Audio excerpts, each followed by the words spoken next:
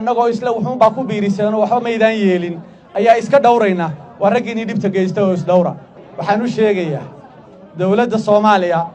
iyo inta hagardaamaynaysa gaar ahaan arrinta e-fiisaha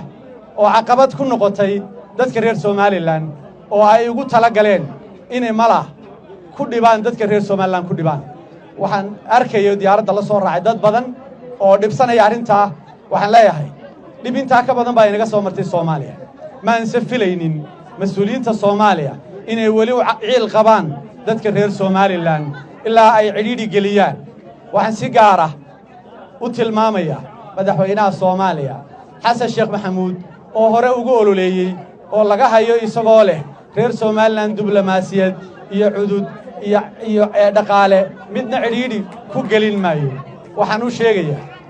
tan maanta inay talaabo tahay tuu sheegaya oo beeninaysa oo burinaysa wixii uu sheegay waxaan leeyahay adigay ku taala haddaad ku adkaysato dadkan dhibtiisa qaar hore oo dhib u geystayba kama imaashin qaar hore dhib u geystay kama imaashin waxay ka dhalatay inay geesiyaashii SNM dalka soo galay xoreeyay waxay ka dhalatay maalintii Djibouti lagu soo heshiiyay ee la yiri hayse soo dhiibaan ama talaabo kala ma qaadi karaan waxaan u sheegayaa qolada Soomaaliya waxa ka dhalan doona cawaaqibeydan mahadin waxaan leeyahay halka ay joogto hadda ka sii fogeysaan cawaaqib aydan mahadin ba ka dhalan doonta dadka iyaguna uu tashan doona waana u adkaysan doona adkaysina uu leeyahay caqabad kasta oo soo marta adkaysibay u leeyihiin waxaan leeyahay wax